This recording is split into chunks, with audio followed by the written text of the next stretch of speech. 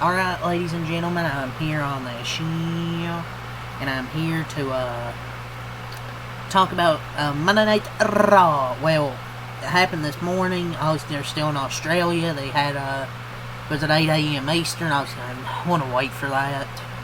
Watch the replay, and then I'm here to give my review. Just to get that out of the way now, I ain't gonna wait till night. Hell with that. So I got a bunch of shit to watch in like a few hours. Well, I'm watching well, I came up here to review this, and then I'm gonna go back and watch the Mariners Blue Jays. But I want to give my review here. The WWE crew is still in Australia, so aired at 8 a.m. Eastern for fans in the U.S. Some fans on the East Coast, 5 a.m. on the West Coast. So this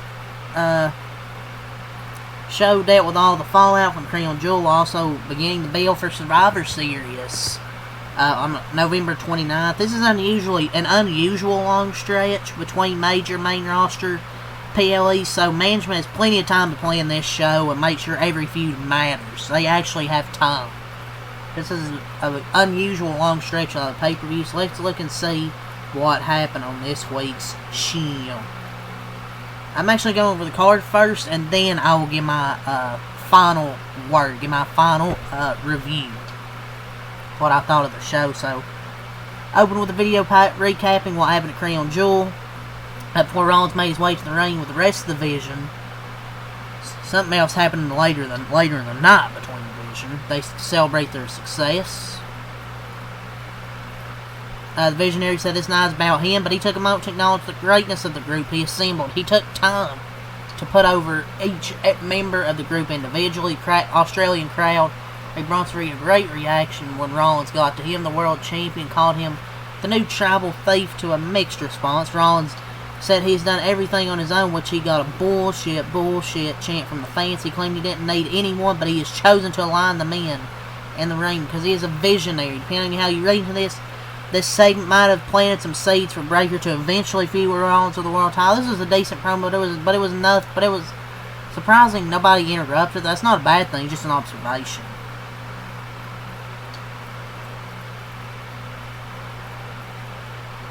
But the crowd being so vocal but not overtaking what was going on in the ring made the segment kind of more fun. But yeah, it was a solid open show. Dominic versus Penta for the IC title. Intercontinental Championship on the line here. Dirty Dominic didn't have anyone else from Judgment Day with him. As soon as the bell rang, both men were throwing hands, which they traded moves until Penta sent Dominic out of the ring with a quick Hurricane Rana, sent Mysterio crashing onto the announce table with a back body drop. As the show went to a break, they returned to see Dom take control and send the challenger to the ring, post before hitting a suicide DDT.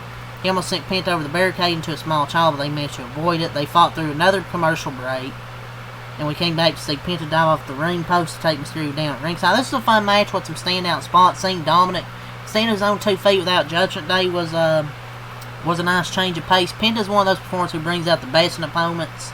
Made sure Dominic looked really damn good. Rusev showed up, but Penta took him out with a dive over the top rope. This gave Dominic a chance to grab one of his belts and the timekeeper's bell hammer. When the ref took the belt, Dominic used the hammer behind his back. He nailed Penta with a 619 and a frog splash to get the win, which got a huge pop from the Australian crowd. So, Mysterio defeated Penta.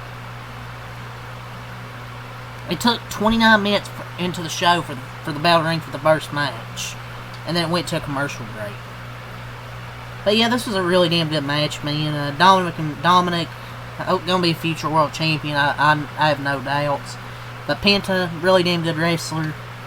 Dominic is too, and it's good to see him not have interferences with the Judgment Day and actually having him look strong. So yeah, that was really good. Rhea versus Kairi Sane. After a backstage segment with Asuka slapping Kairi Sane for losing their match at Crown Jewel, we had this match. You know, this was a good match, but it was hampered by the shenanigans at ringside. So Ripley and Sane have had some great encounters in the past, but they fell a little short of what we know they can do, and it was hampered by the stupid shenanigans. The second half of the match was better than the first because both women brought a lot more physicality to their offense, and Io prevented Asuka from interfering again, allowing Ripley to hit the Riptide for the win. Asuka attacked Scott after the match, but Ripley took her down with a kick and cleared off the announce table. Sane saved Asuka from taking the Riptide through the table. The Empress of Tomorrow hit a DDT on the table to end the segment. And Kairi Sane has her old entrance theme, so is Death Rebel done? Hopefully. So yeah, Ripley defeated Kairi Sane. This was solid. Bronson Reed versus Jimmy Uso. It was okay, I guess. This was a pretty simple match. It wasn't bad, but it wasn't anything special either. But Bronson Reed defeated Jimmy Uso. Breakker showed up and speared Jimmy twice after the match. Jay ran to the ring to make the save for his brother. Bayley and Lyra versus Roxanne and Raquel. This was a solid match, but it's hard to tell what Debbie wants to do with Bayley's character. It doesn't look like any of this was booked with long-term plan in mind. But this was solid. It just was whatever.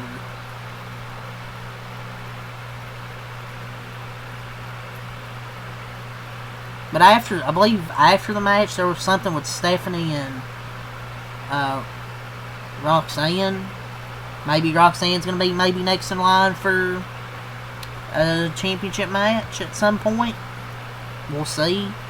Maybe that could be for Survivor Series. Who knows? Yeah, well, I don't know what they're going to do with Bayley, honestly. Oh yeah, after a quick segment to set up Stephanie Vaquer and Roxanne Perez for a feud. Oh my lord. That's gonna be good. We got Jay's entrance for the main event. We had Jey Uso versus LA Knight versus CM Punk. He faced Knight and Punk in a triple threat #1 contenders match to see who gets to fight Rollins next. There were no alliances in this match, so all three men were brawling as soon as the ref called for the bell. The crowd was cheering for all three, but they were mostly behind CM Punk in this one. But Jay tried to hit a splash. Punk got his knees up to counter, then hit the GTS for the win. As he was celebrating, Rollins' music hit. He came out with his vision. Breakker took out Jay and Knight with Spears and Reed, as Reed and Rollins helped surround the ring. After they took out Punk, Breakker shocked everyone. He takes out Rollins with the spear. Why? I don't know. I mean, I found they were setting up towards this, but I did not expect this so soon. Heyman looked even more shocked, but he was even more surprised when Reed joined Breakker and he hits the Tsunami to the world champion. Breakker basically forced Heyman to join him or suffer the consequences. The show ends with the three of them standing tall over Seth Rollins. I did not expect this, honestly, man. I didn't expect him to break out the Vision right now. Or, I mean, kick out Seth Rollins. But yeah, that was pretty cool. But Money's Fault was a pretty standard PLE Fallout episode, but that is not a bad thing. It accomplished, to me, everything it needed to do. It gave us a couple of fun matches along the way. Rollins cemented himself as the top dog on Raw and seems to have everything he could ever want, which means his eventual downfall is going to be even bigger. Obviously, now he doesn't have the Vision. You know, Rhea and Kairi had an entertaining fight. The main event was enjoyable. The best thing of the show was Penta and Dominic for the IC title. The match demonstrated how far Dominic has come since joining the company. He's grown to a great performer who has a crowd behind him despite being an damn heel. He gets cheers. The Survivor Series is over a month away, so WWE is wise to take its time setting everything up so it isn't spinning its wheels waiting for the event. Ending the show with Breakker turning on Rollins was a great decision because it will definitely be the most talked about moment from this show. We all knew it would happen eventually. You know, it was kind of looking that way, but I didn't expect it to happen soon. But this was still shocking. It is always good when pro wrestling can surprise us like this, because I didn't expect them to turn on Seth Rollins already. I felt it was going to happen soon. I thought they were going to split, but I didn't think it was going to happen so soon. But yeah, I'll give the show a 7 out of 10, man. I thought it was pretty standard Fallout show, but that doesn't mean bad. I thought it was pretty good. Especially the matches. The main event, Dominic and Penta. Pretty good. So yeah, that's all I'll say here. Leave a like, comment, subscribe for more. Chuck some back a like. Peace. Leave a like, comment, subscribe for more, and give your thoughts in the comments below.